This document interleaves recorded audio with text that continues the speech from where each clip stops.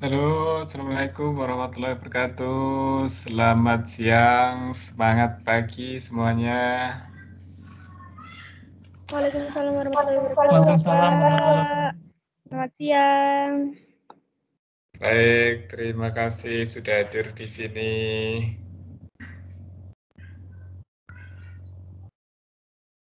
Sudah ada berapa ini? Hampir 40 ya, belum ada separuh. Sudah 10 menit lewatnya dari jam 13. Oke, baik. Barcode-nya sudah saya share, silakan absensi dulu. Nah, di WA Group juga sudah saya share. Silakan kalau yang di MS Team tidak bisa mengakses, bisa diakses di WA Group. Nah,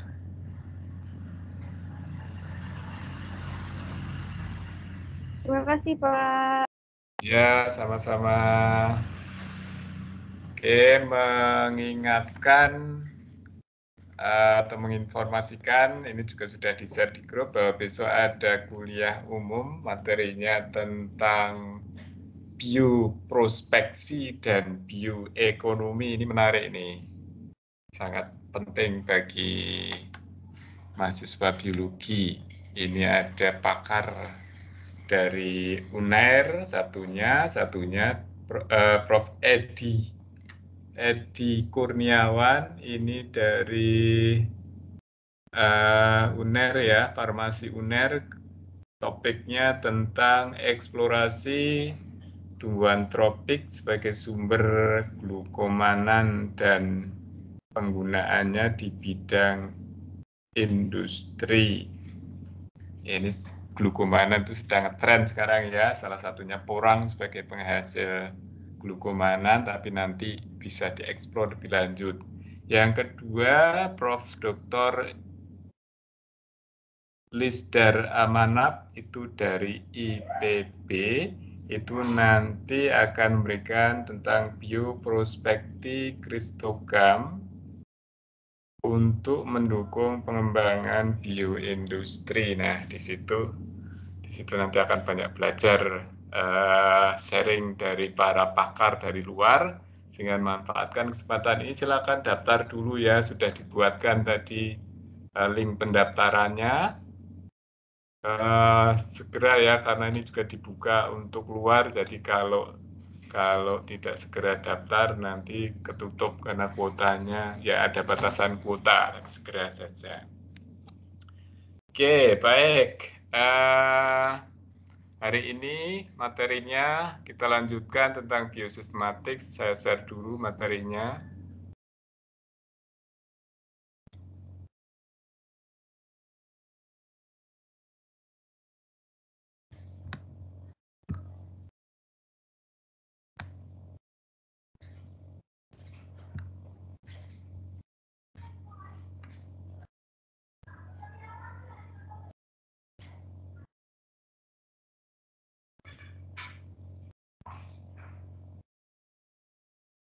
Ya, balik lagi tentang materi dasar yang dulu pernah kita pelajari di semester awal.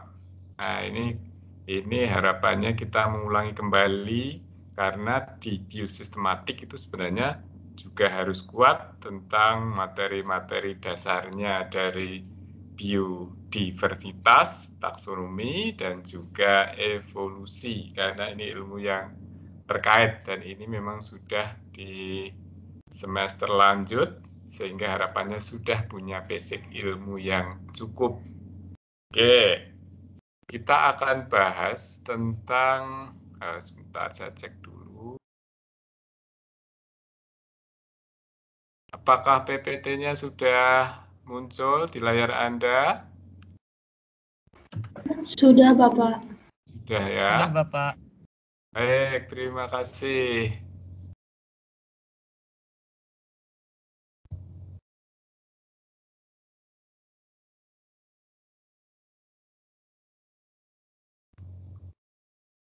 Ya, pengantarnya, oke, sebentar.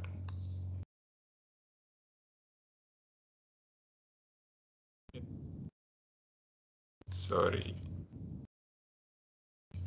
Nah, spesies konsep ya, konsep spesies. Kita belajar lagi tentang konsep karena ini nanti kaitannya dengan biosistematik. Biosistematik itu sudah sering kita ungkapkan. Biosistematik ada taksonomi, sistematik, dan biosistematik sendiri. Itu sering atau kalau saya mengistilahkan digunakan sebagai alat atau tools di dalam pengelolaan biodiversitas. Mengelola itu apa? Bisa memanfaatkan, bisa melestarikan, bisa mengkaji, meneliti, ya, biodiversitas. Itu nanti sebagai alat bantu, alat untuk membantu mengelola, memilih, ataupun juga memilah, mendeskripsi, memberi nama, itu kan sebagai alat bantu ya, agar lebih jelas mengenali biodiversitas kita. Pemahaman tentang konsep spesies sangat mendasar untuk memahami biodiversitas. Nah, ini biodiversitas itu apa, kemudian kaitannya dengan spesies itu karena biodiversitas itu mengkaji atau banyak yang mengkaji kaitannya dengan spesies, kan disimpulkan di dalam bentuk kajian-kajian spesies. Nah, biodiversitas itu sering kaji dalam bentuk spesies, misalnya kekayaan jenis, kemelimpahan jenis, jumlah jenis. Itu contoh-contoh kalau kita mengkaji biodiversitas. Nah, untuk mengkaji jenis itu atau spesies itu diperlukan pemahaman tentang apa itu spesies. Dan ini karena memang spesies hampir secara umum digunakan sebagai acuan atau sebagai satuan dalam mengukur biodiversitas itu tadi. Jadi spesies itu digunakan untuk mengukur tuh misalnya menghitung jumlahnya, kerapatannya, atau bahkan indeksnya itu nanti dipelajari dengan spesies. Nah, apa itu spesies? Itu adalah sudah kita berikan di kuliah-kuliah awal dulu, tetapi saya kurang tahu ini masih ingat enggak, itu nanti kita diskusikan lagi, hanya kita akan brainstorming lagi terus sebelum nanti karena kaitannya dengan biosistematik. Apa itu biosistematik? Sudah diantarkan juga apa itu biosistematik. Hanya di dalam kita belajar biosistematik itu nanti ada evolusinya. Ada evolusi, ada kita belajar tentang evolusi, itu berarti kita mencakup variasi. Apalagi kalau kaitannya dengan populasi, variasi genetis. Nah, kemudian ada spesiasi, dan ketiga ada filogeni. Jadi ada variasi genetik, ada spesiasi, ada juga filogeni. Itu komponen kita belajar nanti di dalam evolusi yang kaitannya dengan biosistematik. Jadi evolusi. Organisme itu tadi evolusi. Dalam evolusi itu ada variasi genetik. Nah, variasi genetik menjadi bahan dasar dalam evolusi. Nah, evolusi nanti akan mendasari latar belakang terbentuknya spesiasi, spesies baru. Nah, spesies baru itu nanti spesies-spesies yang ada itu kalau dirangkai, dikarakterisasi, kemudian dibuat klasifikasi, maka akan terjadi kajian, bisa dibuat kajian dari hubungan di antara anggota kelompok itu berdasarkan proses evolusinya, yaitu filogeni. Ini bahasan ini nanti sangat erat dengan biosistematik. Nah, sekarang pertanyaannya, kita diskusikan lagi. Kembali lagi, apa itu spesies? Apa itu spesies? Karena nanti sampai spesies biosistematik. Apa itu spesies? Oke, kita diskusikan lagi apa itu spesies dalam konteks yang Anda pahami. Silakan kita mulai diskusi pertama kali kita hari ini. Topiknya tentang spesies. Nanti kaitannya dengan biosistematik. Berkaitan dengan spesiasi. Oke, apa itu spesies?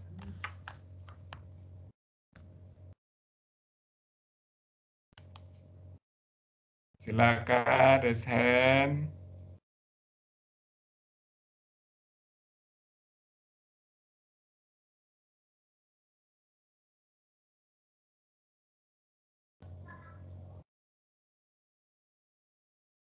Halo. Ini saya tunjuk aja ya, sampai saya absen. Ada Imtinan, siapa ini? Imtinan, nama komplitnya siapa ini ya?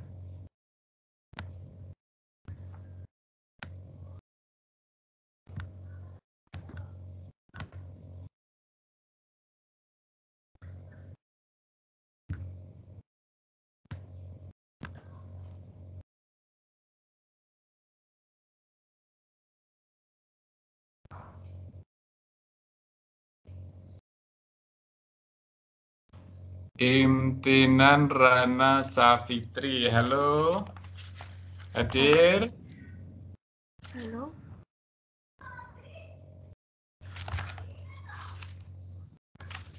Hadir, Bapak. Halo Sari. Halo, Bapak. Permisi, saya hadir, Halo. Bapak. Ya. Halo. Hadir Imtinan Rana Safitri. Hadir, Bapak. Ya, tadi menyimak apa yang saya tanyakan? Apa itu spesies?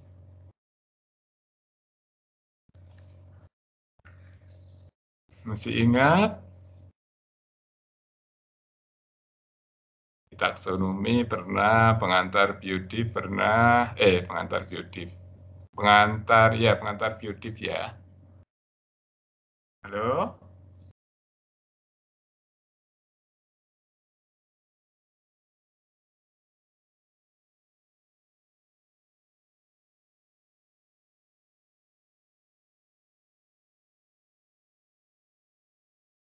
Elia, Safa, Hadir, Bapak. ya. Apa itu spesies? Apa spesies biosistematik? Apa itu spesies? Ya, Bapak. Menurut saya, spesies itu merupakan suatu kelompok dari individu yang mana dia itu dapat saling membuahi satu sama lain dan menghasilkan keturunan yang fertil. Begitu, Bapak. Itu konsep spesies menurut apa? Atau istilahnya apa itu? Konsep spesies apa? Konsep spesies biologi ya, Bapak? Konsep spesies biologi, oke, terima kasih. Konsep spesies biologi, terima kasih Mbak Elia. Oke, yang lain? Astrina Oktarina, hadir? Hadir, Bapak. Ya, apa itu spesies? Baik, Pak. Saya izin menjawab kurang lebih sama seperti Elia tadi, bahwa spesies itu merupakan suatu peringkatan dalam taksonomi di mana merujuk pada suatu kumpulan dari individu yang memiliki penampakannya serupa gitu ya, Bapak. Lalu kemudian dapat melakukan suatu perkawinan dan menghasilkan suatu keturunan yang fertil. Ya, itu Mohon spesies koreksinya, apa Bapak. tadi? Itu spesies apa tadi? Biologi, Bapak. Ya, tahu atau kenal konsep spesies yang lain? Spesies menurut biologi. Ada lagi konsep spesies yang lain? Selain konsep spesies biologi?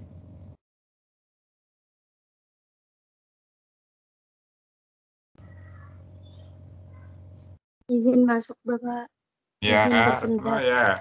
ya, silakan. Nggih, Pak. Menurut saya, spesies merupakan kategori dalam yang mana objek itu berupa tumbuhan atau hewan yang sudah memiliki ciri khusus sehingga bisa membedakan dengan spesies-spesies lainnya. Begitu, Bapak. Ya, itu spesies apa itu? Itu spesies apa? Spesies Kalau seperti itu. Nah, spesies apa? konsep spesies apa? Kalau seperti itu, Anda pernah dapat materi tentang konsep spesies ya? Ya, masih ingat nggak ada konsep spesies apa saja? Lupa, Bapak. Lupa. Oke, makasih. Ya, kalau itu kategori, ya ini ada kategori. Itu kategori yang di mana itu? Kategori yang dalam kategori itu letaknya di mana kalau spesies? Dalam kategori, spesies itu letaknya di mana? Paling dasar. Paling dasar atau biasanya disebut spesies itu merupakan kategori dasar. Kategori paling bawah dalam taksonomi. Itu spesies. Nah, kemarin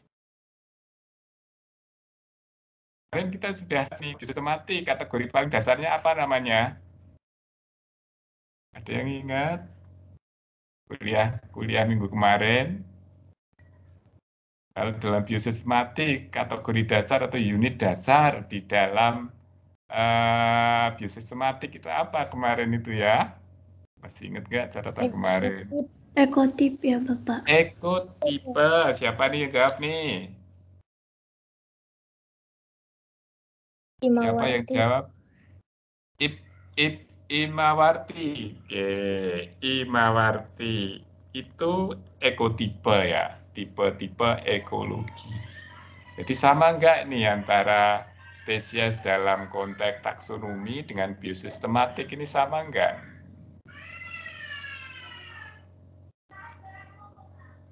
Imawarti masih bisa menjelaskan sama enggak nih? Beda, Pak. Bedanya apa di review kemarin? Kalau yang ekotipe itu tipe-tipe spesies yang diperlihatkan terhadap suatu perubahan yang diakibatkan oleh keadaan lingkungan. Biasanya itu ditunjukkan oleh adanya perubahan morfologi atau fisiologis gitu, Pak. Sip, masih ingat ya. Sedang spesies. Spesies apa spesies?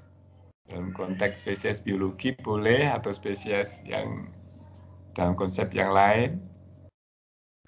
Kalau seingat saya, spesies itu merupakan unit dasar taksonomi yang bisa dibedakan atau dipisahkan dari spesies lainnya oleh adanya ketidaksinambungan ciri-ciri morfologinya. Ya, ada definisi seperti itu, lebih ke kategori. Tapi, oke, baik. Terima kasih, Mbak Imawarti. Tadi ada yang resen siapa ya? Masih ingat, ada 3 konsep spesies yang pernah diajarkan. Ada konsep spesies, banyak sebenarnya ya, ada konsep spesies morfologi, ada konsep spesies biologi, ada konsep spesies filogenetik. Masih ada yang ingat? Apa itu konsep tadi kan yang disebutkan yang 2 tadi, konsep spesies biologi. Ada lagi nih konsep spesies yang lain. Ada konsep spesies morfologi atau tipologi, ada konsep spesies filogenetik. Astrina, raise hand. Astrina, Aprilia, ya. Baik, Pak. Saya Astrina izin menjawab. Untuk konsep spesies filogeni itu diartikan sebagai spesies merupakan suatu sekelompok organisme yang mempunyai hubungan kekerabatan garis silsilah yang sama seperti itu, Pak. Kemudian untuk konsep spesies yang morfologi, ini diartikan sebagai sekelompok organisme yang mempunyai morfologi yang sama. Mohon koreksinya, Pak. Oke, terima kasih Astrina. Oke, nanti saya simpan dulu sebentar. Ini siapa tadi yang raise hand ya? Keduanya, yang kedua. Siapa tadi? Silakan masuk.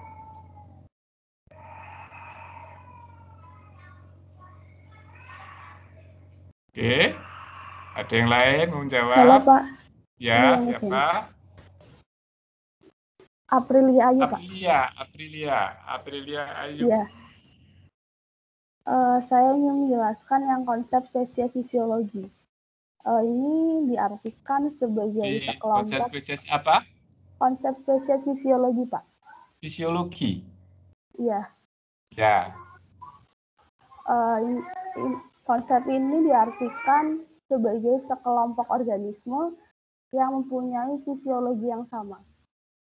Oh, Seperti itu, Pak. fisiologi Terima ya. kasih. Jadi ada konsep spesies lain nih, konsep spesies fisiologi. Itu berarti punya fisiologi yang sama. Oke, terima kasih. Ini baru juga nih. Mungkin yang lain juga belum kenal. Ada nih konsep spesies fisiologi. Jadi dasarnya apa tadi, Mbak Ayu? Mbak Aprilia? Kalau konsep spesies fisiologi itu dasarnya apa? Mereka menyebut sebagai satu spesies itu dasarnya apa? Kesamaan apa? Kesamaan fungsi fisiologinya, Pak. Kesamaan fungsi fisiologinya. Nah, jadi bisa saja orang nanti menyebut, oh ini punya fisiologi, punya karakter fisiologi yang sama. Maka yang punya karakter seperti ini disebut spesies berdasarkan fisiologinya tadi ada unit dasar yang membedakan adalah karakter fisiologinya, maka bisa disebut sebagai spesies biologi. Kalau yang morfologi tadi, itu benar kata Mbak Strina, dasarnya karakter morfologinya yang beda. Kalau beda, itu sudah disebut spesies yang berbeda.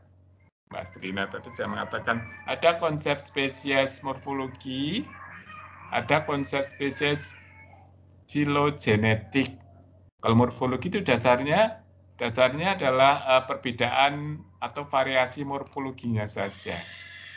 Nah, kemudian kalau filogenetik itu nanti berdasarkan sejarah evolusinya. Jadi nanti kalau dia itu mempunyai karakter beda dan itu merupakan hasil dari proses evolusi, bisa dirunut asal usulnya.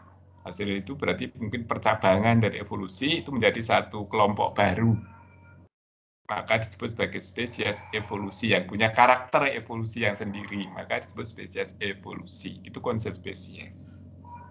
Ada lagi konsep spesies yang lain. Nanti konsep spesies biosistematik. Nah, tadi sudah disebut Mbak Imamati. Kalau unit dasar biosistematik itu apa? Ekotipe.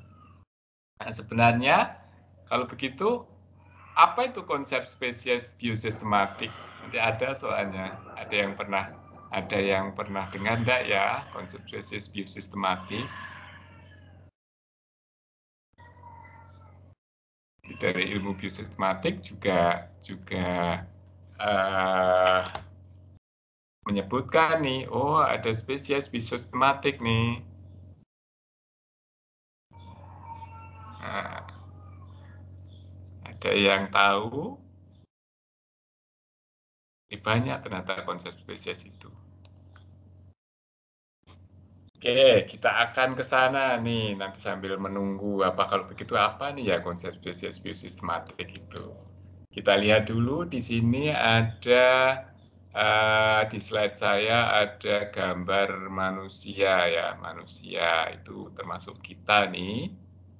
Spesies itu dari Latin untuk kind or appearance, untuk macam atau ya kemunculan, kenampakan. Ya, ini spesies. Menurut Linnaeus, mendeskripsikan spesies dalam istilah morfologinya. Jadi tadi kalau menurut Linnaeus berdasarkan morfologinya berarti tipe apa tuh kalau menurut paham Linnaeus? Dia memahami spesies berdasarkan morfologinya atau konsep spesies morfologi. Nah, ini beda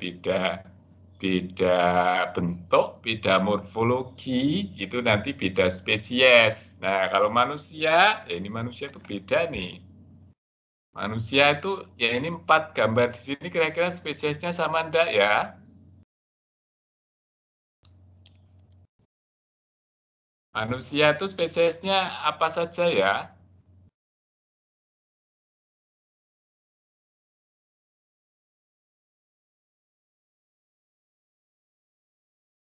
Kalau spesies manusia seperti kita itu apa nama ilmiahnya? Itu berapa Homo sapiens, spesies? Bapak. Ya, Hani? Manusia itu berapa Homo spesies? sapiens, Bapak. Homo sapiens.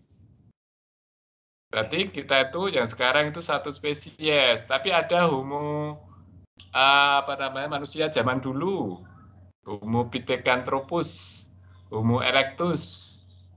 Berarti itu 1 spesies atau beda spesies? Beda spesies. Kalau yang manusia sekarang itu sama, Homo spesies. Berarti gambar ini berapa spesies nih? 1, Bapak. 1. Nah, kemudian yang dimaksud perbedaan morfologinya gimana nih? Nah, ini berarti menurut Linnaeus dengan morfologi saja nih, untuk yang sekarang morfologi itu masih relatif nih. Kalau bedanya yang apa? Sama-samanya apa? Nah, ini kan berarti memang banyak kelemahannya, tapi ada batasan sejauh mana perbedaannya atau kesamaannya.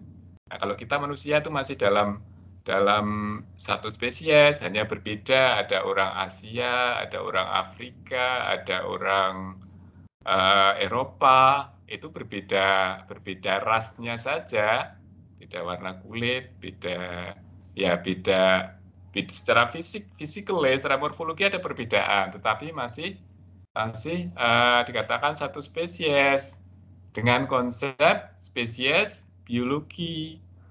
Kalau dengan spesies morfologi mungkin beda nanti, tapi dengan konsep spesies biologi itu konsepnya adalah spesies itu antar anggotanya itu bisa terjadi saling perkawinan, menghasilkan keturunan yang fertil. Ya, jadi itu syaratnya. Kalau tidak, berarti nanti bukan konsep spesies biologi. Nah, di situ. Ini berarti ini masih 1 spesies nih. Kita akan bahas lagi. Nah, dalam evolusi tadi akan ada variasi genetik, ada spesiasi. Nah, ini spesiasi. Spesiasi. Apa itu spesiasi? Saya punya gambar seperti ini. Ada yang bisa menjelaskan bagaimana spesies itu adalah proses terbentuknya spesies. Jadi kalau kita nanti bicara tentang keanekaragaman karena kita bicara variasi ya, biosistematik itu nanti akan mengkaji variasi di antara populasi atau organisme. Nah, ada istilah spesiasi. Variasi itu kalau berlangsung terus, itu bisa menyebabkan terbentuknya spesies baru yang kita kenal sebagai spesiasi. Nah, apa itu spesiasi?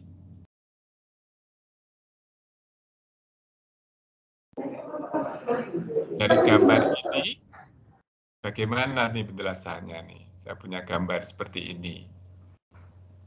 Ya, siapa mau share pemahamannya?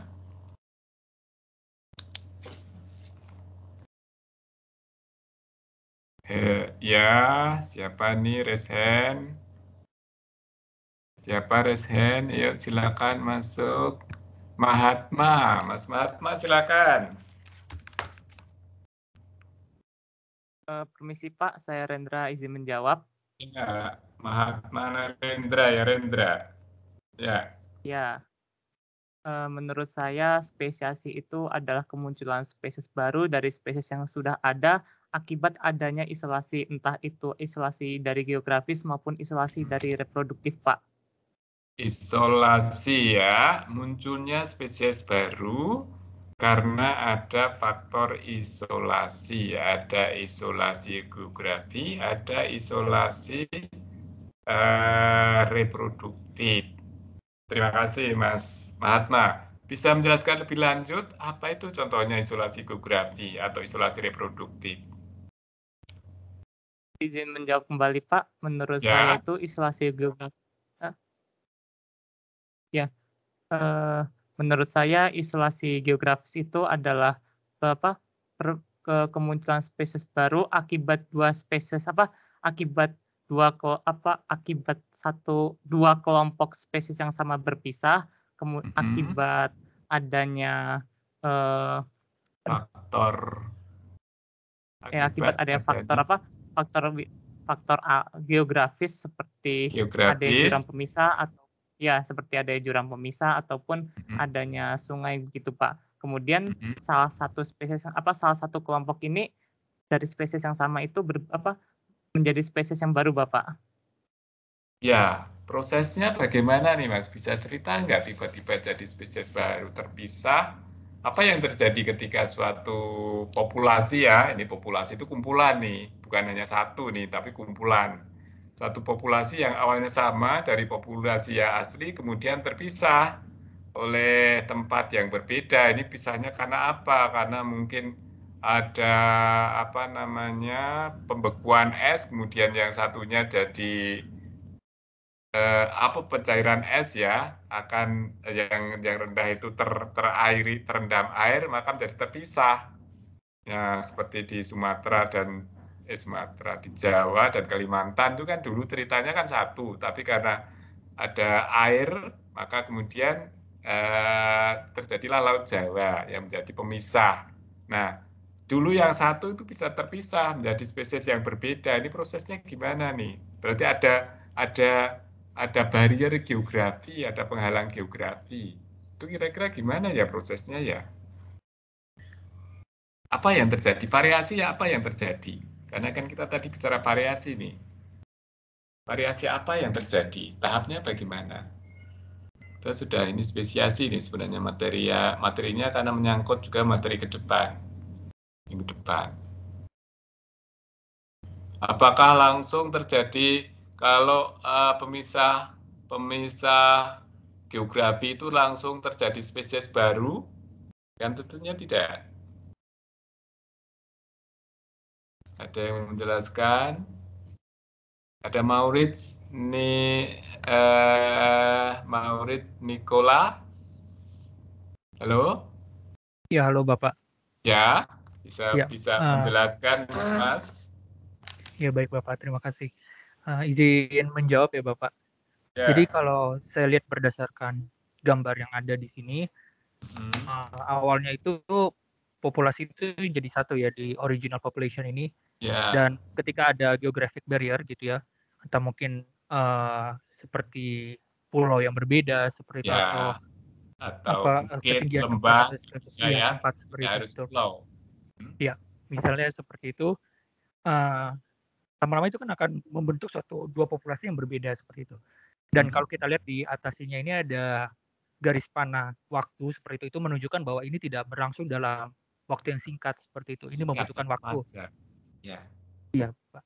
Nah, setelah terjadi geographic barrier seperti ini, pemisah geografis seperti itu, maka bisa saja nanti di kemudian hari itu akan terjadi isolasi reproduksi di mana kalau kita lihat di sini kan warnanya sudah berubah ya. Yang satu di sebelah kiri menjadi masih tetap berwarna hijau, sedangkan yang di sebelah kanan ini berwarna biru. Itu berarti bahwa kedua populasi yang ini sudah tidak dapat saling mengawini seperti itu dan tidak akan lagi menghasilkan suatu keturunan yang fertil seperti itu. Ketika memang sudah terjadi isolasi reproduksi seperti ini, maka inilah yang disebut dengan spesiasi, di mana akan terjadi pembentukan spesies yang baru, beda dari sebelumnya, di mana kedua-duanya ini tidak lagi menghasilkan suatu keturunan yang fertil. Dan dari satu populasi yang original population ini menjadi dua populasi yang berbeda, itu membutuhkan waktu gitu, tidak dalam waktu yang singkat seperti itu, Bapak. Baik, terima kasih Mas Maurits ya, ini sudah sama-sama Bapak. Lumayan lengkap nih ya. lumayan lengkap penjelasannya. Mudah-mudahan yang lain juga bisa menyimak tadi penjelasan Mas Maurits Nicholas ya. Nah, pertanyaan lebih detail lagi.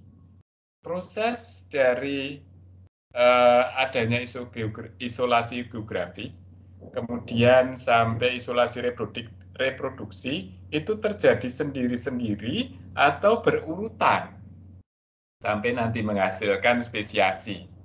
Itu apakah nanti isolasi geografis, kemudian muncul spesies, maka di situ apa sebenarnya yang terjadi? Ada proses apa saja dalam masing-masing populasi itu? Yang tentu saja kalau variasi habitatnya geografinya berbeda itu kan nanti pengaruhnya kan ada pengaruhnya nih. Dimulai dari mana itu? Atau prosesnya diawali dari mana sebenarnya perubahan itu? Ini yang menarik untuk kita diskusikan. Ya, siapa lagi masuk? Ya. Halo? Mas Maurits lagi mau menjelaskan? Iya. Ya. Iya, baik Pak. Oke. Izin menambahkan ya penjelasan. Ya, boleh. Ya. Kalau menurut saya itu dipastikan pasti terjadi evolusi ya di antara kedua ini populasi yang sudah terpisah oleh barrier geografis. Dan saya pastikan pasti setiap populasi itu akan mengalami seleksi alam dan seperti itu akan menyesuaikan, ada proses adaptasi di situ Bapak, menyesuaikan diri dengan lingkungan masing-masing. Jadi pastinya juga nanti seperti kita tahu dengan teori evolusi seperti itu, ketika mereka akan menyesuaikan diri dengan lingkungan mereka masing-masing, pasti nanti akan mempengaruhi juga terhadap gen mereka dan segala macam, dan nanti berpengaruh juga pada keturunan mereka selanjutnya, sehingga nanti dari sinilah akan membentuk dua populasi berbeda. Ya, Bapak. Ketika ada faktor lingkungan yang berbeda ya, misalnya habitat atau tanah ataupun iklim yang mengenai satu populasi, itu kira-kira perubahan apa yang terjadi? Variasi adaptasi apa saja yang mungkin terjadi? Dimulai dari mana nih kira-kira? Mungkin dimulai dari morfologisnya terlebih dahulu Bapak. Menyesuaikan diri, lalu ada fisiologisnya juga akan mengikuti. Sebentar Mas, ini kaitannya dengan minggu kemarin ya. Jadi kalau kemarin kita masih ingat, ada yang namanya tadi pengaruh awal, itu adalah perbedaan morfologi.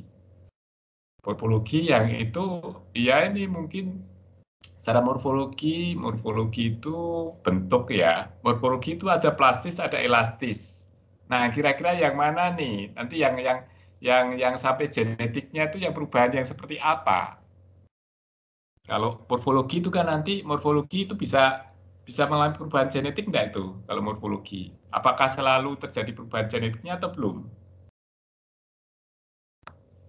Kalau menurut saya Bapak bisa berpengaruh karena kan morfologis itu kan berarti seperti fenotip begitu ya, sifat yang tampak dari luar seperti itu kan pasti terekspresikan dari genotipnya seperti itu Bapak. Secara tidak langsung pasti akan berpengaruh dengan genetiknya. Kapan bisa terjadi perubahan genetik? Dalam waktu singkat atau dalam waktu panjang biasanya? Yang tahu saya mungkin tidak dalam waktu yang singkat ya Bapak, butuh waktu yang lama karena proses evolusi yang lama ya. Oke, baik. Ini jadi diawali dari perubahan morfologi ya. Perubahan morfologi kalau terus-menerus itu nanti kalau masih dapat balik itu berarti balik itu kembali lagi ke karakter semula, itu berarti masih bersifat plastis ya. Plastis itu kembali lagi. Tapi kalau sudah tidak balik lagi, itu berarti sudah elastik. Plastis itu nggak balik ya, mohon maaf. Plastis itu berarti tidak balik. Kalau plastik ditarik itu kan tidak balik lagi. Itu berarti tidak balik. Tapi kalau masih balik berarti elastis. Kalau tidak balik itu berarti perubahannya sudah sampai pada level genetik. Ya. Sehingga menyebabkan perubahan itu terjadi kekal dan diturunkan ke keturunan berikutnya. Kalau itu terjadi terus-menerus, apa yang terjadi? Yaitu nanti itu menjadi semakin terpisah dari ciri awalnya, dari sifat awalnya. Ya lama-lama kalau yang kelompok yang berbeda tadi betul-betul mengalami perubahan yang sudah semakin jauh gitu ya, dengan artinya dan yang bisa hidup. Kalau di evolusi kan yang struggle, yang bisa tahan itu yang mampu beradaptasi di situ. Maka yang tidak mampu kan hilang. Nah, ada proses hilangnya populasi yang mungkin mirip dengan yang di misalnya kalau satunya di Jawa, satunya di Kalimantan, di Jawa dan Kalimantan. Yang di Kalimantan, yang di Jawa itu berkembang sendiri sesuai dengan habitatnya. Kemudian yang tidak cocok akan punah. Di Kalimantan juga demikian. Ada populasi nanti yang berkembang adalah yang sesuai dengan yang bisa beradaptasi dengan lingkungannya. Sedang yang aslinya juga punah. Maka itu lama-lama akan terjadi perubahan yang tidak hanya genetik saja, tidak hanya fenotip saja, tidak hanya morfologi saja, tetapi sampai pada genetiknya. Genetik itu biasanya nanti variasi perubahan genetik itu diikuti sampai pada di morfologi kalau lebih jauh nanti diikuti pada fase pada reproduktifnya, jadi gametnya, organ-organ untuk reproduksinya, reproduksi seksual maksudnya. Sehingga di situ nanti kalau sudah sangat jauh, itu nanti tidak match lagi. Gennya itu tidak match lagi, karena sebenarnya fertilisasi itu adalah penggabungan dua gen yang biasanya kalau masih satu spesies itu masih matching. Tetapi kalau sudah sangat jauh berbeda, itu mungkin menjadi tidak matching lagi. Maka secara reproduksi itu terisolasi, terpisah. Sehingga geographic barrier itu nanti memacu atau semakin jauh itu nanti kalau sampai perubahan tadi dari morfologi sampai genetiknya itu sampai pas mengganggu atau menghalangi reproduksinya, itu berarti bisa menyebabkan terjadinya isolasi reproduksi. Itu sebenarnya runtutan perkembangan, runtutan perubahan atau variasi. Kalau tadi kita bicara variasi itu apa? Variasi itu kan variasi genetis sebagai bahan dasar evolusi. Variasi genetik adalah bahan dasar dalam perubahan adaptif. Suatu populasi terdiri dari suatu atau sejumlah individu, namun tidak ada dua individu yang benar-benar mirip. Perbedaan ini misalnya pada ciri-ciri anatomi, fisiologi, kelakuan khusus. Variasi fenotip suatu individu dihasilkan dari genotip dan pengaruh lingkungan. Jadi nanti ada variasinya itu dari mulai yang tadi morfologi, anatomi, fisiologi sampai perilaku. Nanti bisa menghasilkan suatu fenotip baru. Fenotip menjadi fenotip baru yang dihasilkan dari genotip plus pengaruh lingkungan.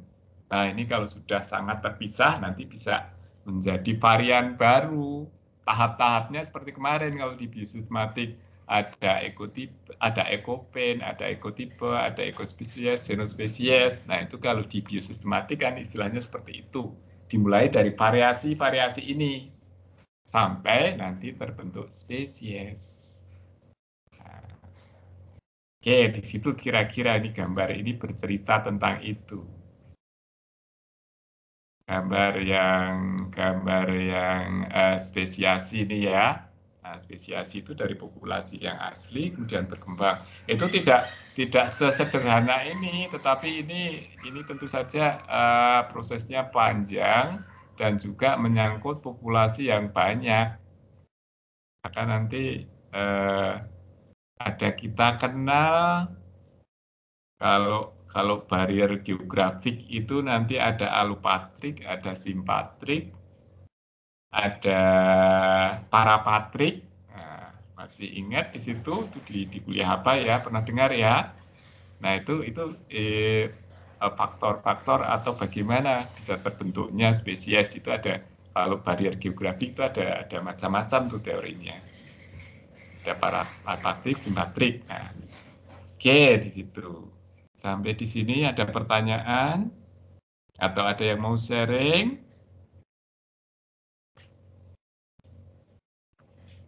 Silakan. Izin bertanya. Ya, siapa? Retno? Iya, Pak. Saya izin Ya. bertanya. Kira-kira dalam waktu spesiasi itu membutuhkan berapa waktu ya, Pak? Apakah bisa 50 tahun atau lebih gitu, Pak? Waktunya, kurun waktunya. Kurun waktunya bisa baik. Kurun waktunya ada yang singkat, ada yang panjang. Tergantung dari apa ya namanya, kompleks atau simpelnya organisme atau faktor yang mempengaruhi. Ya, umumnya kalau organisme dalam tingkat tinggi nih kayak tumbuhan atau organisme hewan tingkat tinggi, itu kan prosesnya kalau secara alami kan memang panjang. Bukan hanya 20 tahun, 30 tahun ya. Ya itu mungkin nanti ada variasi. Ada variasi bisa sampai puluhan tahun atau ratusan tahun kalau sampai betul-betul terbentuk yang berbeda. Tapi bisa dipercepat. Bisa dipercepat dengan apa? Dengan perubahan yang lebih ekstrim. Kalau seperti kita misalnya ada perubahan iklim global itu yang menyebabkan misalnya suhu nanti ekstrim berubah. Karena perubahannya lambat nih, itu kan lambat pelan-pelan sesuai dengan kondisi dan situasi. Nah itu nanti tumbuhan akan menyesuaikan. Kalau dia umurnya rentangnya panjang, misalnya pohon itu bisa berumur 50 tahun misalnya, berarti kan lama tuh bisa terjadi variasi yang baru. Itu kalau pohon atau mungkin ya umur 10 tahunan mungkin ya. Itu juga nanti sampai menghasilkan hasil berikutnya kan lebih pendek. Beda lagi kalau yang misalnya mikroorganisme yang berumur pendek, itu bisa lebih cepat terbentuknya dalam waktu mungkin bukan tahunan, dalam waktu yang singkat itu bisa terbentuk spesies baru. Misalnya ini makanya kan banyak mikroorganisme misalnya dengan pengaruh lingkungan, ya contohnya virus saja. Virus itu bisa bermutasi, ya ini virus ya, tapi belum, karena virus itu sebenarnya kan bukan makhluk hidup ya. Gampang, lebih sederhana itu lebih mudah bervariasi, sampai terbentuk banyak varian. Tetapi dalam konteks bukan spesies, karena sebenarnya virus itu kan bukan makhluk hidup. Tapi cepat terjadinya varian. Kalau organisme yang lain seperti bakteri atau organisme bersel tunggal itu juga bisa juga dalam waktu yang lebih cepat karena siklus hidup mereka juga cepat. Nah, secara alami itu lambat, tapi juga tergantung dari siklus hidup mereka, tapi bisa juga dipengaruhi oleh faktor lingkungan. Faktor lingkungan apalagi nanti ada perubahan suhu mendadak, kemudian ya faktor lingkungan kan banyak ya, itu bisa mempercepat dengan terjadinya mutasi dan sebagainya. Apalagi kalau di mikroorganisme itu kan sering terjadinya mutasi, bahkan karena populasinya banyak, sehingga di antara ribuan populasi itu ada varian-varian baru yang nanti juga cepat berubah dari varian aslinya. Nah, itu bisa menjadi atau menghasilkan jenis-jenis baru. Saya kira begitu Mbak Retno ya. Jadi waktunya memang bisa secara alami panjang, tapi juga tergantung pada umur dari organisme. Semakin panjang umurnya, siklusnya, berarti semakin lama dia menjadi spesies baru. Secara alami ya, apalagi kalau tumbuhan atau apa itu bisa 50 tahun lebih, bisa mungkin 100 tahun itu baru terjadi varietas baru. Tapi bisa juga dipercepat dengan kondisi lingkungan atau faktor alam yang mungkin ekstrim ya, atau faktor misalnya bahan kimia ataupun residu pencemaran itu juga bisa menyebabkan varian-varian baru. Saya kira begitu Mbak Retno.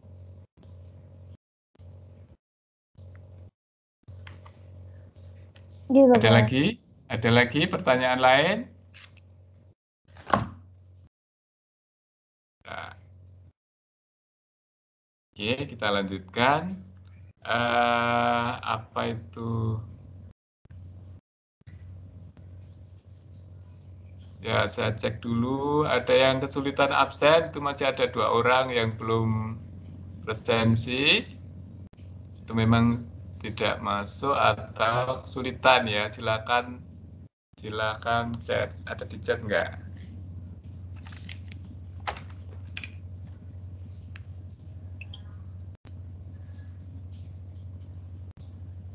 Di grup WA Bapak ada yang Ya, sebentar saya cek dulu.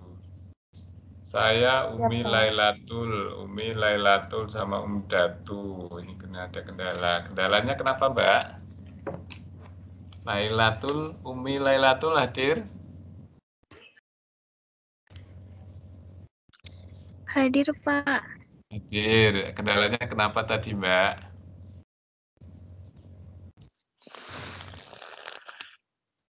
Tadi saya telat masuk, Pak, jadi udah expired.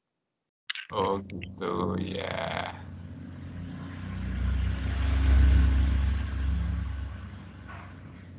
Saya bukakan dulu ya.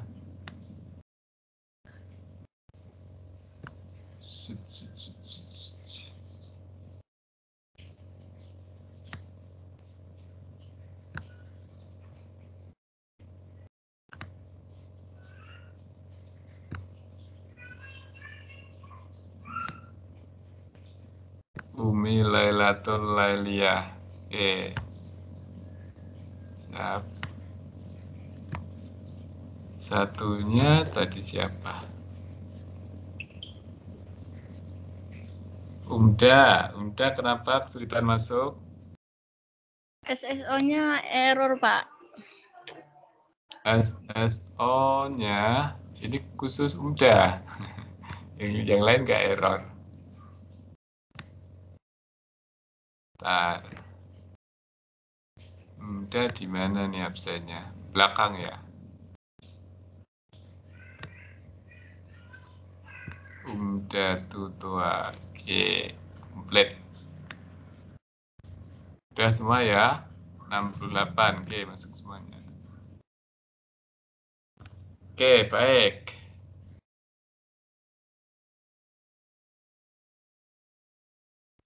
Nah, ini melanjutkan lagi. Jadi adanya variasi tadi, adanya barrier geografi, adanya sampai barrier geografi tadi prosesnya panjang ya, bisa panjang, bisa tahun, bahkan ada juga tergantung juga masing-masing spesies ya. Ada spesies yang hampir tidak bervariasi, ada spesies yang banyak bervariasi, itu juga tergantung dari spesiesnya. Jadi karena keanekaragaman organisme itu sangat banyak dan mempunyai kemampuan untuk artinya bertahan dalam kondisi apapun dengan genetiknya, ada juga yang mudah berubah.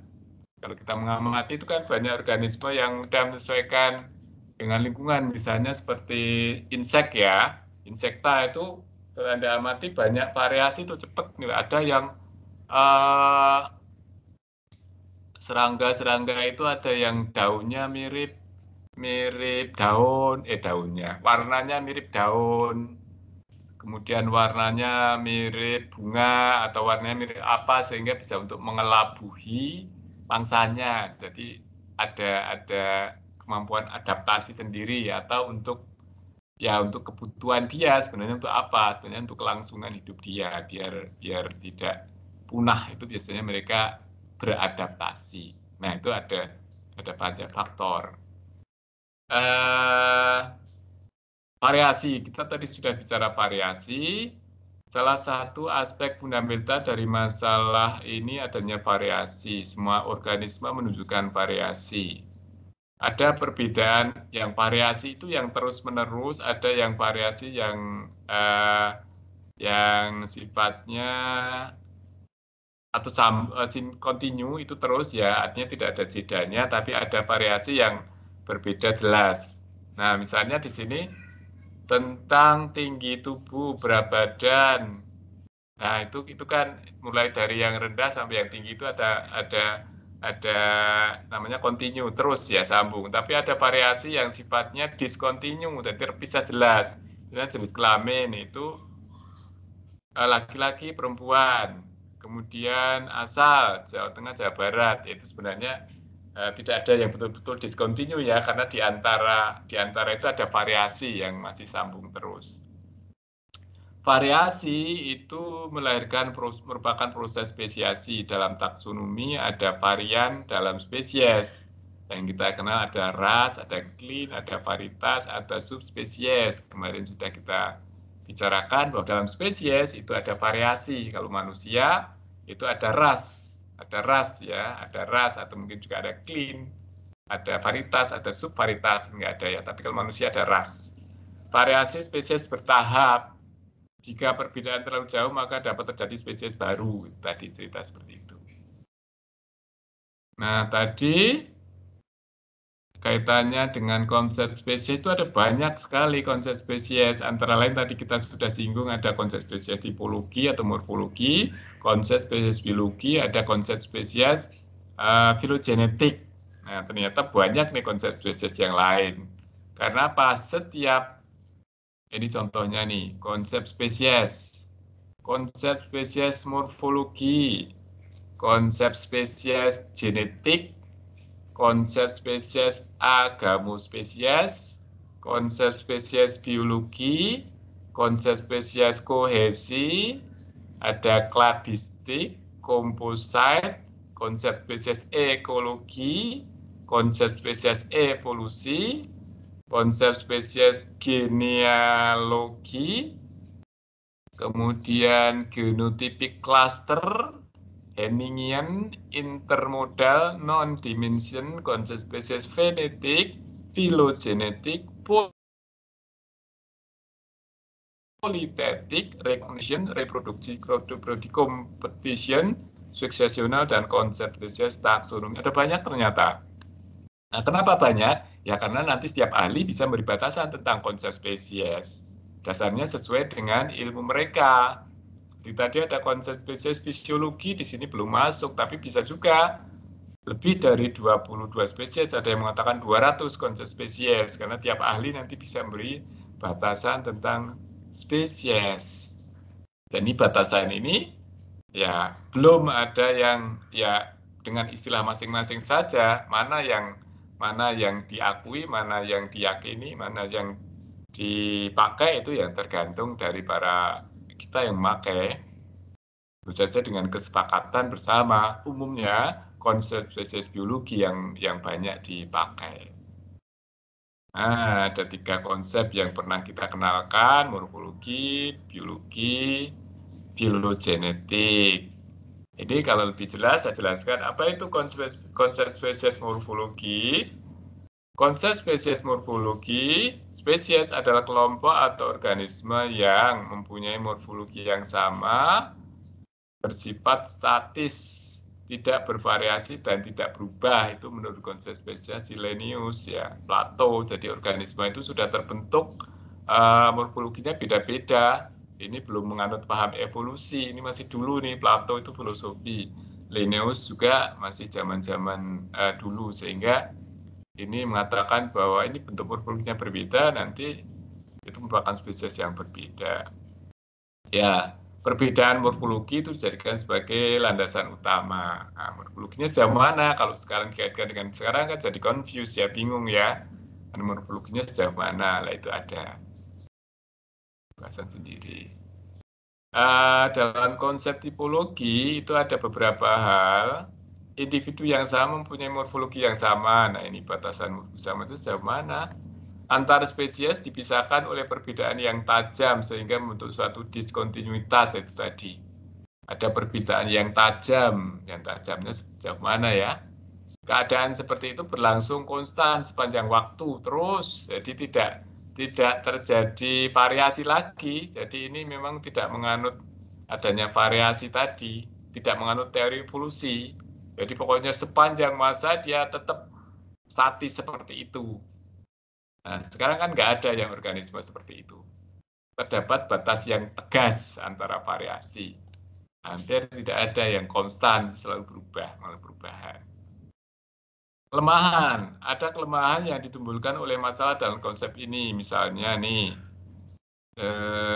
ini lama ya, cacing-cacing hanya dideskripsikan Vermes itu ya, hanya dideskripsikan secara morfologi saja. Ini misalnya Vermes, jadi cacing itu hanya ini contoh pada hewan, dideskripsikan secara morfologi dengan bentuk seperti ular, jalannya melata dan meliuk-liuk. Nah ini yang konsep tipologi nih. Jadi cacing itu hanya dideskripsikan sebagai bentuknya seperti ular, kemudian jalannya melata dan meliuk-liuk. Itu cacing seperti itu, sehingga nanti itu bisa salah nih. Kalau begitu ular juga masuk nih, masuk Vermes misalnya. Nah itu konsepnya zaman dulu. Kemudian ini konsep spesies biologi. Spesies adalah kelompok interbreeding sehingga bisa melakukan perkawinan secara alami dengan hasilnya tetap fertil dan secara reproduktif terpisah dengan spesies lainnya. Nah ini yang konsep spesies biologi, ini yang banyak diakui. Jadi kalau yang sekarang kan ini, spesies itu adalah organisme yang bisa mengalami fertilisasi, perkawinan, terjadi dalam populasinya secara alami, jadi bukan buatan ya, dan hasilnya tetap fertil itu tetap menghasilkan keturunan yang nanti bisa menurunkan lagi. Dan secara reproduksi itu terpisah dengan spesies lain, jadi dengan kelompok lain, dengan spesies lain, itu tidak bisa terjadi perkawinan. Itu berarti kita menganut paham konsep spesies biologi. Ini yang kita pakai. Di biosistematik pun masih kita gunakan ini, tetapi di sini nanti ada variasi di antara kelompok spesies itu ada variasi berdasarkan habitatnya yang kita kenal sebagai ekotipe. Tapi juga masih ada kesamaannya dengan spesies biologi karena masih bisa terjadi saling kawin dan menghasilkan keturunan yang fertil meskipun bervariasi di dalam lingkungannya. Ini penjelasan lebih jauh dari konsep spesies biologi.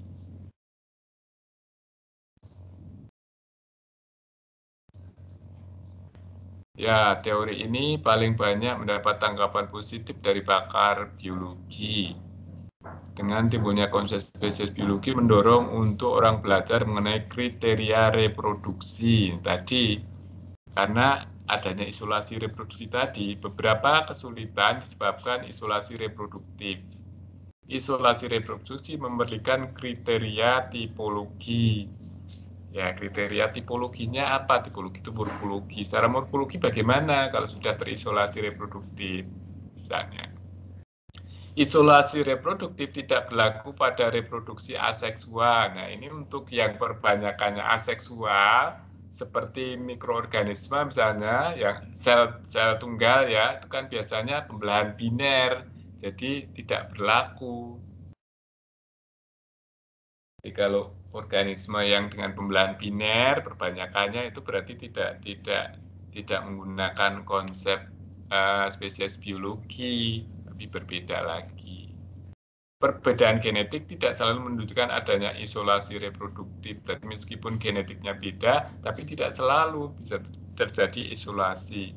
Meskipun ada variasi genetik, tapi kalau masih dekat, nanti bisa saja terjadi fertilisasi. Nah, apa itu isolasi reproduksi?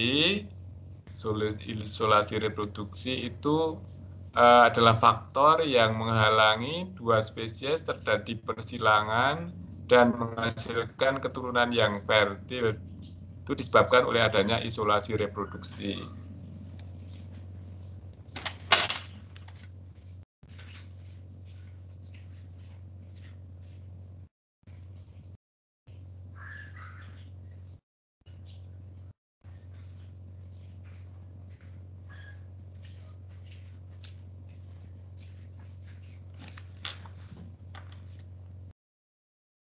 Ya, adanya isolasi reproduktif itu adalah faktor yang menghalangi proses terjadinya persilangan. Nah, sebagian besar spesies terasingkan dari spesies lain oleh banyak penghalang. Ada penghalang tadi atau kita kenal sebagai barrier tadi. Barrier psikotip atau isolasi reproduksi mencegah kawin silang antara spesies yang berkerabat dekat. Jadi kalau ada barier tadi, itu bisa menyebabkan terjadinya hambatan untuk terjadi perkawinan, fertilisasi. Berbagai barier diklasifikasikan berdasarkan berdasarkan apakah tidak berfungsinya sebelum.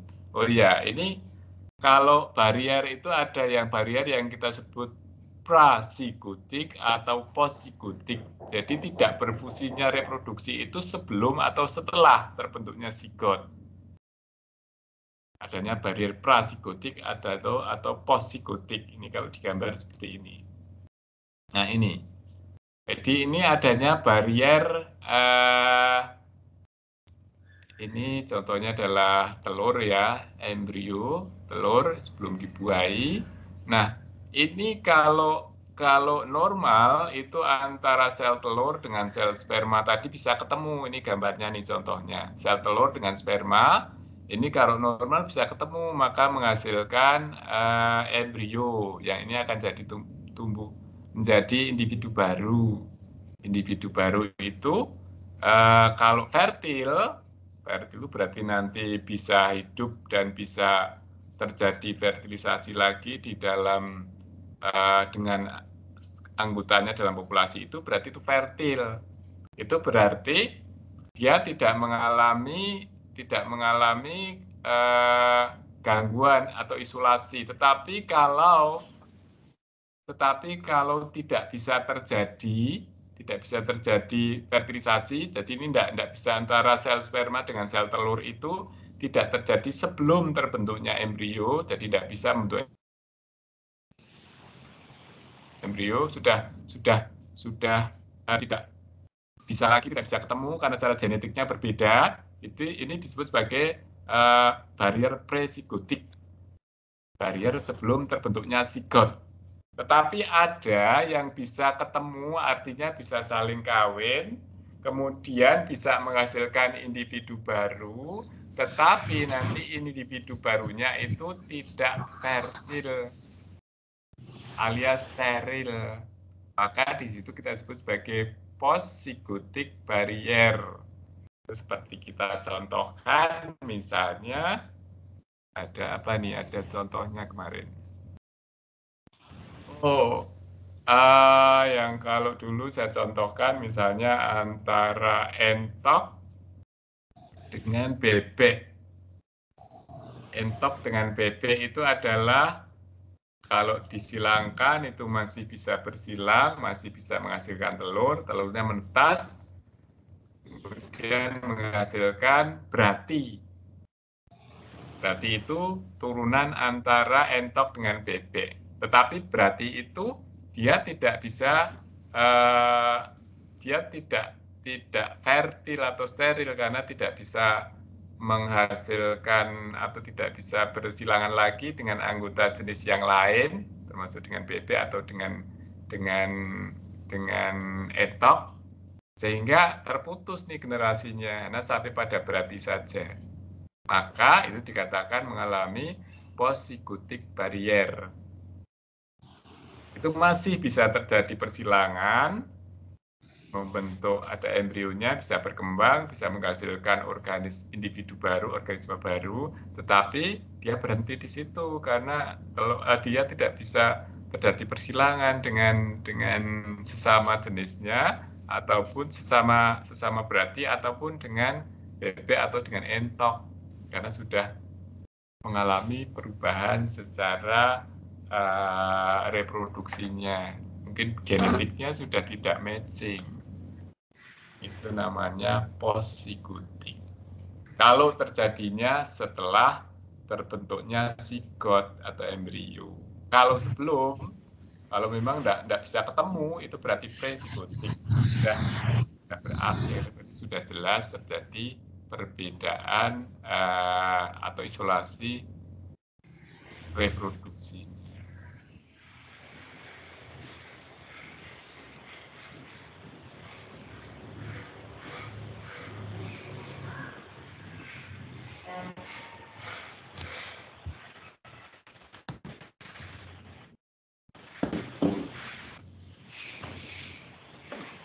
Halo, ada suara apa ini ya?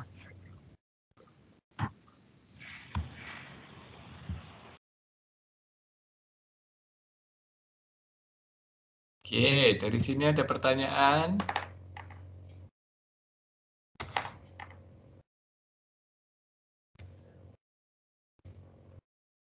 Halo.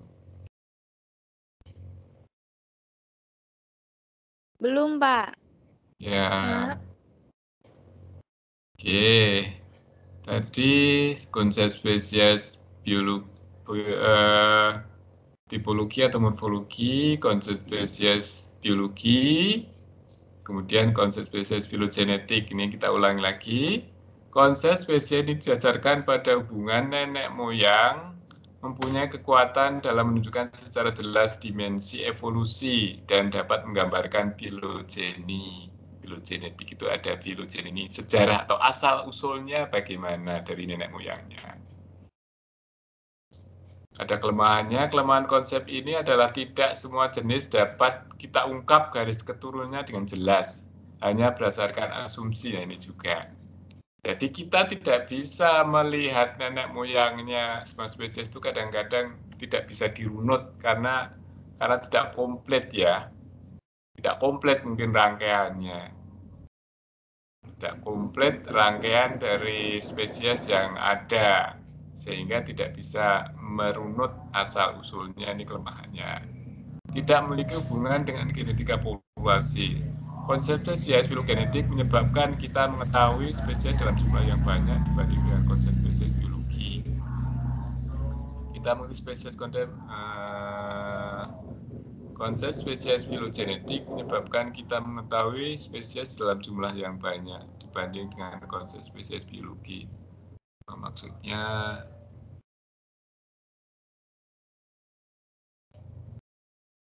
ini kalau kita lihat asal usulnya ini nanti mungkin lebih banyak lagi, lebih bervariasi dibandingkan dengan konsep spesies biologi. Itu filogenetik itu intinya yang di atas ini. Kita melihatnya berdasarkan asal usul nenek moyangnya kayak apa. Nanti kalau sudah menjadi satu kelompok sendiri, kelompok monofiletik ini lebih jelas ya. Kelompok monofiletik terkecil yang dapat didiagnosis. Monofiletik itu adalah satu keturunan. Kalau satu keturunan dalam satu garis keturunan itu monofiletik. Tapi kalau banyak keturunan itu namanya polifiletik. Ada monofiletik, ada polifiletik. Setiap populasi yang membentuk cabang independen pada filogeni diakui sebagai spesies, yaitu tadi kalau di dalam kladogram atau filogram itu nanti ada cabang-cabang yang kita kenal sebagai klad atau pohon filogeni. Satu pohon, satu cabang itu kita sebut sebagai spesies karena nanti ada variasi-variasi atau asal dari nenek moyang yang berbeda. Ya. Spesies terpisah. Populasi harus independen secara evolusioner untuk waktu yang lama. Nah, ini juga perlu secara evolusi dengan ciri diagnostik, ciri kunci. Jadi ada ciri kunci yang bisa membedakan dengan spesies lainnya. Ini konsep spesies lain. Ini filogenetik, kemudian ada konsep spesies lain, ada konsep spesies kohesi, ada konsep spesies ekologi. Nah ini kalau konsep spesies ekologi itu spesies didefinisikan sebagai berdasarkan mereka didefinisikan berdasarkan di mana mereka hidup dan apa yang mereka dan bagaimana adaptasi mereka. Di mana mereka hidup dan bagaimana adaptasi mereka. Ya, jadi secara ekologi, kalau ekologinya tempat hidupnya berbeda, dia akan beradaptasi. Itu konsep spesies ekologi. Dan konsep spesies evolusi itu sebenarnya ada sendiri ini. Didefinisikan spesies dalam kaitannya dengan populasi leluhur dan keturunannya yang berevolusi secara independen dalam kelompok yang serupa. Ini mirip dengan konsep spesies filogenetik. Karena sebenarnya dasar filogenetik itu adalah evolusi. Tapi kalau yang filogenetik tadi menggunakan pohon filogeni ya, klat-klat namanya. Jadi ada klat atau kladogram. Itu nanti ada cabang-cabangnya. Dasarnya itu spesies evolusi. Jadi evolusi menyebabkan terjadinya perubahan variasi. Nanti kalau dibuat kladogram itu nanti ada cabang-cabang. Nah, setiap cabang itu disebut sebagai spesies menurut konsep spesies filogenetik. Kalau yang evolusi ya berarti dasarnya hanya tadi aja, populasi leluhurnya kayak gini kemudian berubahnya seperti apa, itu nanti disebut sebagai spesies yang berbeda. Sekarang yang terakhir nih, spesies biosistematik. Nah, ini biosistematik itu juga punya dasar, punya cara sendiri untuk membatasi ilmunya, sehingga kalau kemarin juga sudah kita sampaikan kalau nggak salah, itu sering disebut spesies biosistematik itu adalah suatu unit yang diinginkan, unit natural, unit alami ya, unit alami. Unit alami itu unit yang diinginkan atau unit alami itu yang terbentuk dari proses alam yang mencerminkan hubungan kekerabatan reproduktif. Berarti ada nih secara reproduktif itu tergambar di luar hierarki Linnaeus. Jadi bukan hierarkinya Linnaeus. Maka di sini kemarin kan ada ekotipe, ekopen, ekotipe, ekospesies, xenospesies sampai komparium. Itu bukan seperti hierarkinya Linnaeus, tapi itu adalah unit-unit yang terbentuk dari proses yang secara alami tadi. Dengan ada perubahan seperti dari ekopen kan berarti ada perubahan secara morfologinya atau habitat atau lingkungannya. Itu yang disebut sebagai spesies biosistematik. Merupakan kategori eksperimental. Eksperimental itu coba-coba dengan nama baru tadi ya. Tapi tidak menghilangkan kategori konvensional. Kalau yang Linnaeus itu adalah kategori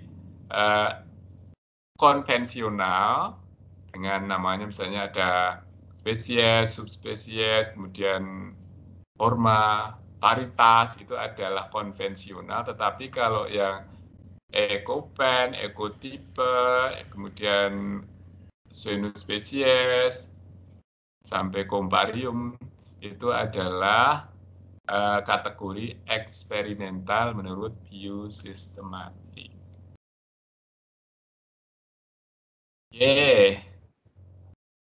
Sampai di sini ada pertanyaan?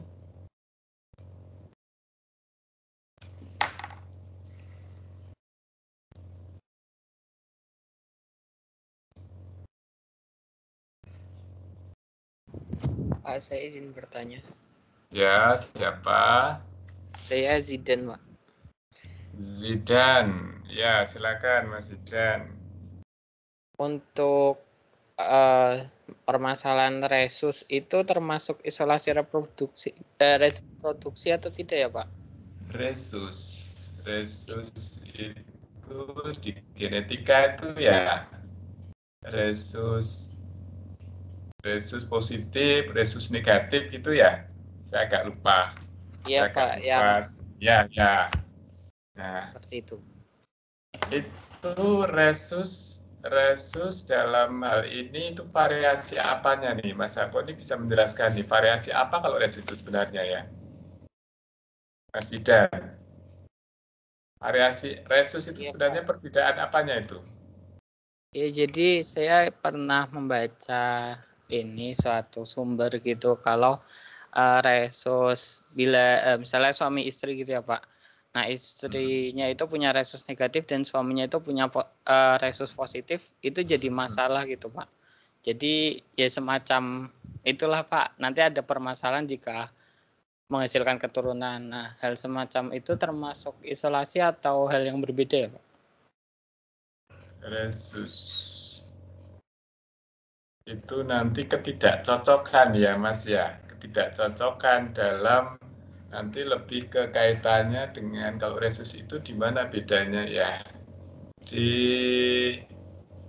darah, golongan darahnya ya apa ya resus itu? Iya di darahnya Pak. Darahnya biasanya, ya? Iya ya. Di darah. Ya, apakah semua yang resus itu semuanya gagal melahirkan keturunan? Tidak sih, Pak. Tidak ya. Nah, Iya. itu berarti begini, Mas. Kalau saya melihat, itu juga merupakan variasi dari spesies manusia, varian ya.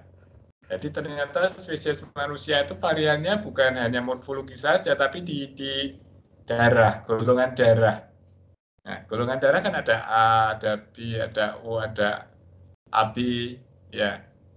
Itu kalau golongan. Itu kan variasi di antara manusia. Kemudian di antara itu ada juga resus. Nah, resus itu salah satu variasi juga. Kalau variasi itu nanti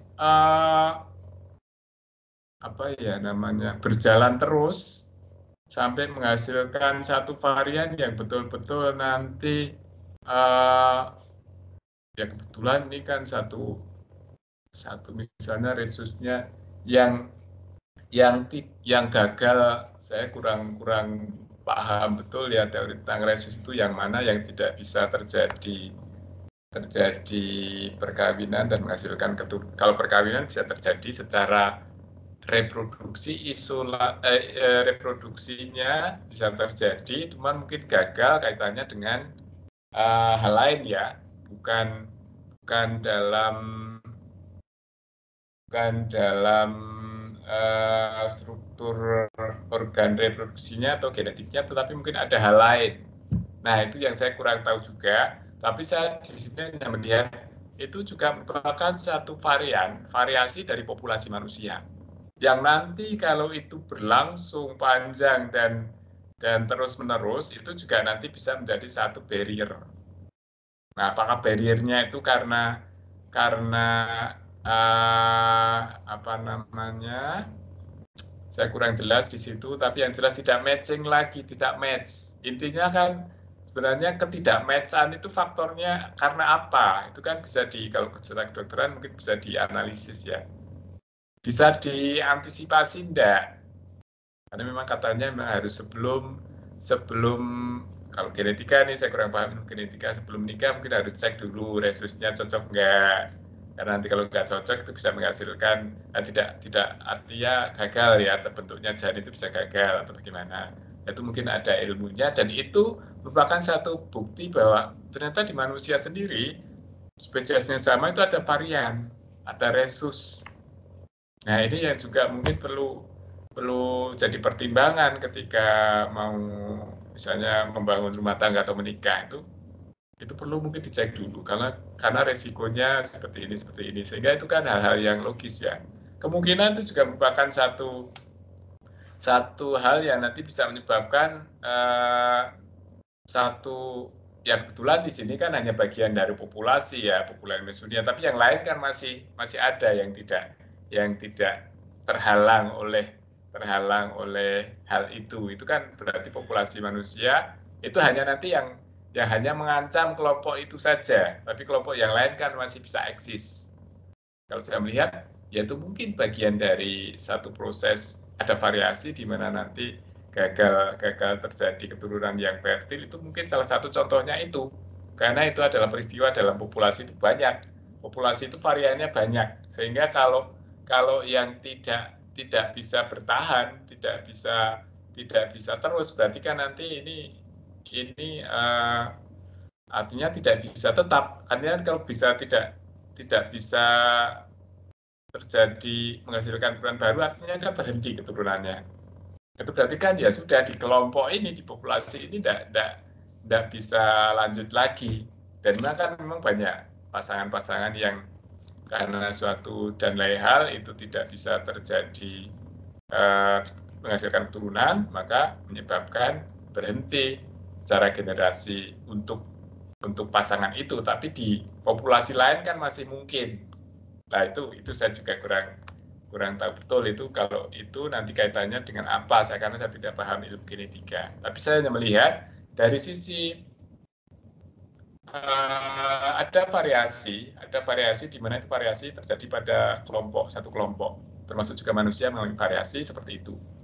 Jadi banyak sekali terjadi variasi-variasi di antara manusia, termasuk kelainan genetik dan sebagainya itu kan bisa juga nanti menimbulkan variasi, merupakan satu bentuk variasi. Nah, kalau sampai terjadi variasi itu merata pada seluruh populasi, misalnya nanti di populasi orang Indonesia dengan populasi orang Afrika misalnya itu sudah tidak match lagi, nah itu sudah sampai tahap yang menyebabkan gagal tadi, maka kemungkinan tuh nanti ada variasinya sampai ke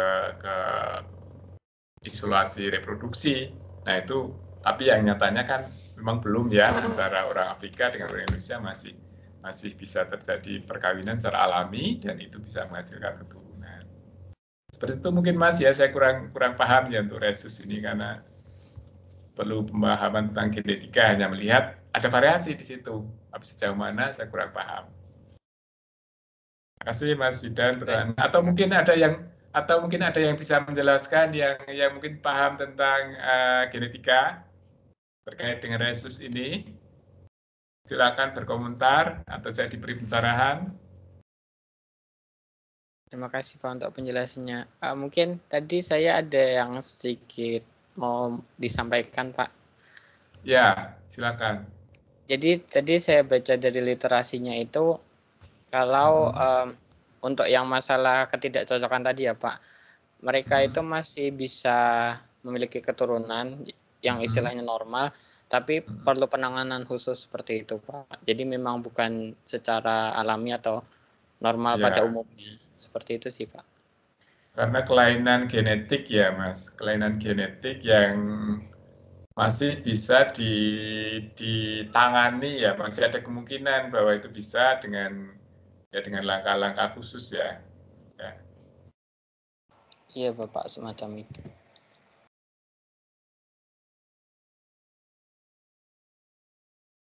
Terima kasih Pak untuk penjelasannya. Ya mungkin seperti dengan ya, ada yang mau sharing lagi? Halo Bapak. Ya, silakan. Siapa nih? Saya Maria Salvia, Pak. Maria Salvia, oke silakan. Ya Pak, saya izin menanggapi Pak. Untuk yang resus berdasarkan referensi yang pernah saya baca, jadi sebenarnya resus positif sama resus negatif itu diindikasikan karena ada atau tidaknya antigen tertentu Pak. Kalau misalnya resus positif itu berarti seseorang itu dia memiliki antigen D di dalam serumnya. Terus kalau misalnya yang resus negatif berarti dia tidak punya Pak. Nah, kalau misalnya seseorang itu punya antigen D ini, dia yang tidak punya ya Pak, yang tidak punya antigen D ini, dia di dalam darahnya itu dia membentuk antibodi D itu Pak.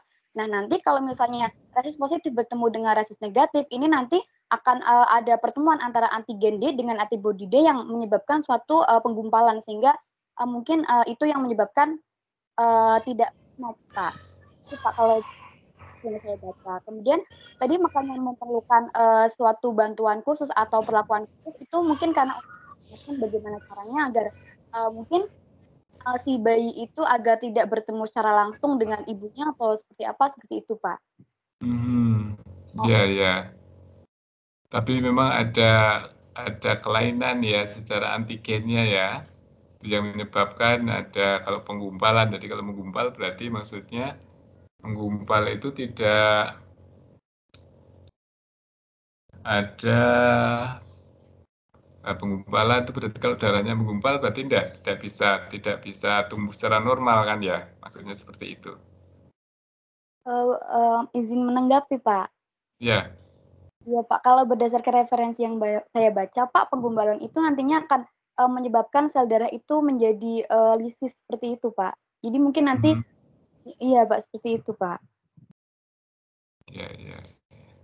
Ya, terima kasih. Oke, baik. Ini karena saya tidak paham tentang ini, saya tidak bisa menanggapi jauh. Tapi terima kasih Maria ya atas sharingnya. Kalau saya dari sisi dalam konsep ini kaitannya dengan variasi tadi itu menunjukkan bahwa dalam populasi manusia itu ada variasi. Nah, variasi itu kalau sampai jauh itu bisa menyebabkan terjadinya ketidaksinkronan antara ya individu satu dengan individu yang lain kalau terjadi perkawinan. Kalau masih sinkron berarti masih baik-baik saja. Ada variasi, misalnya hanya variasi morfologi mungkin tidak masalah. Tapi kalau variasi sampai ke dalam ya, sampai ada gen atau antigennya tadi, itu mungkin yang menimbulkan masalah ya. Nah itu dengan ilmu yang berkembang sekarang mungkin bisa dibantu atau bisa diatasi atau justru menjadi tantangan bagi kita bagaimana mengatasi hal itu. Oke, itu bukan keahlian saya, jadi mohon maaf saya tidak bisa memberikan penjelasan yang panjang lebar. Hanya sekedar tadi sharing Mas Idan ya kaitannya dengan resus itu bagaimana? Itu saya belum bisa menanggapi apakah itu termasuk isolasi reproduksi. Saya tidak tahu secara jelas, tapi hanya melihat ada variasi di antara manusia. Nah, itu variasinya sejauh mana? Mulai dari karakter morfologinya, ya jelas dari sifat ya, karena tidak ada manusia yang sama, pasti ada variasi. Variasi itu ada yang kelihatan, ada yang tidak kelihatan. Kelihatan itu morfologinya, fisiknya itu kelihatan, tapi yang dalamnya kan tidak kelihatan. Secara genetik, kelainan genetik kan juga kadang-kadang tidak terekspresikan, itu tidak kelihatan seperti tadi. Jadi itu nanti mengarah. Jadi setiap spesies itu mengarah ke proses perubahan ya, menjadi seperti manusia. Apakah bisa berubah menjadi spesies baru? Itu juga ini juga sampai sekarang kalau mau dibahas itu ya nggak sampai saya mungkin ya. Apakah variasi nanti bisa terjadi kalau nanti mungkin di cloning digabung-gabungkan dengan organisme lain, tapi tidak secara alami, itu kemungkinan bisa. Itu ada percobaan yang katanya mengerikan ya, manusia diklon dengan orangutan atau apa misalnya dengan alasan untuk riset, penelitian dan sebagainya, pernah ada katanya, tapi itu kan menjadi sesuatu yang menakutkan bagi kita sendiri karena bagaimana nanti karena kita melihat orangutan saja yang mirip seperti manusia itu kasihan juga kita melihat kalau mereka diperlakukan yang tidak manusiawi, tidak berkehidupan karena mereka punya karakter mirip seperti manusia ya. Apalagi nanti itu diciptakan khusus itu pasti berdampak pada hal yang moral ya, moral stand itu yang ya saya tidak sampai di situ. Dan kita juga mungkin perlu banyak belajar terkait dengan hal itu. Oke, baik. Ada lagi yang mau share?